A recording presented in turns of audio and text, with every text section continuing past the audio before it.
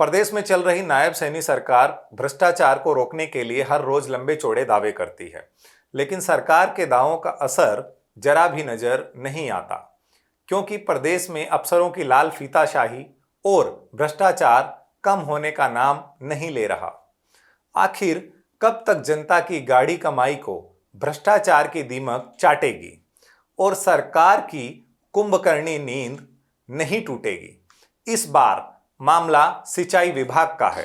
आपको पता ही है कि किसान अपने खेत के लिए पर्याप्त पानी की राह देखता रहता है, लेकिन इसी सपने को चूर चूर करने में जुटे हैं सिंचाई विभाग के कुछ अफसर। जी हाँ, जेब गर्म करने के चक्कर में वे अपने फर्ज से मुंह मोड़ लेते हैं। सरकार दावा करती है कि किसानों तक नहरों के जरिए पानी पहुंचाया जा रहा है, लेकिन क्या हो जब उन्हीं नहरों के निर्माण में घटिया मटेरियल, टेंडर में गड़बड़ियां और अफसरों की मिलीभगत सामने आए।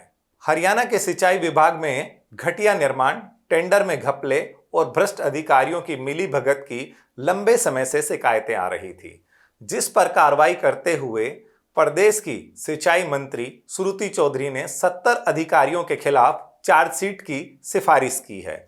दरअसल राज्य भर में चल रहे निर्माण कार्यों से कंस्ट्रक्शन मटेरियल के सैंपल इकट्ठा किए गए, जो सीधे सीधे जांच में फेल हो गए। गुणवत्ता जांच में सभी सैंपल मानकों पर खरे नहीं उतरे। इसका सीधा मतलब है कि निर्माण कार्यों में घटिया सामग्री लगाई व घोर लापरवाही बरती गई। संभावित है कि इनमें करोड़ों का भ्रष्टाचार भी हुआ है। इसी पूरी जांच के लिए एक विशेष समिति बनाई गई, जिसने पूरे घोटाले की परतें खोली हैं। इस समिति ने नमूने इकट्ठा कर उनका परीक्षण करवाया और एक रिपोर्ट तैयार कर मुख्यालय को भेजी गई।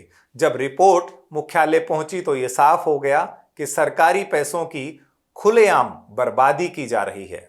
सबसे चौंकाने वाली बात यह थी कि इन निर्माण कार्यों से जुड़े अधिकारियों ने कोई विश्लेषण तक नहीं किया।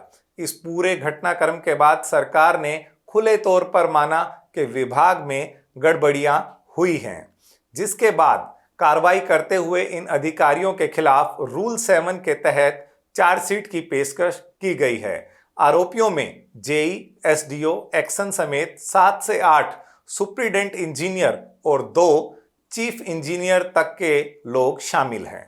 यदि इन अधिकारियों पर आरोप सिद्ध हो जाते हैं तो उनके खिलाफ कठोर कार्रवाई की जाएगी या नहीं, अभी कुछ भी कहना जल्दबाजी होगी।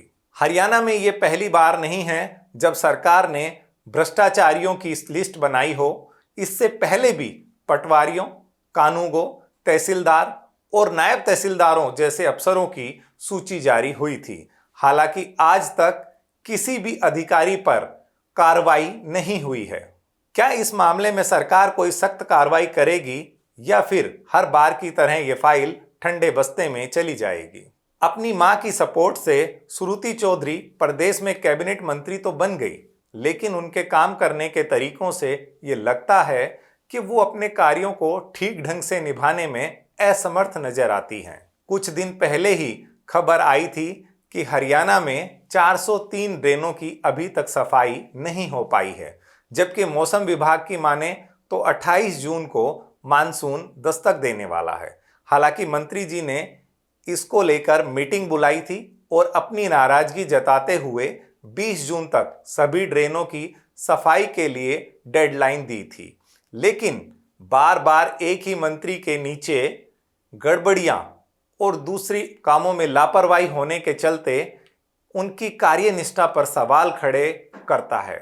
आपकी इस पूरे मसले पर क्या राय है, हमें कमेंट के माध्यम से जरूर बताइए। इसके साथ ही इस खबर को लाइक करें, शेयर करें, चैनल को सब्सक्राइब करें।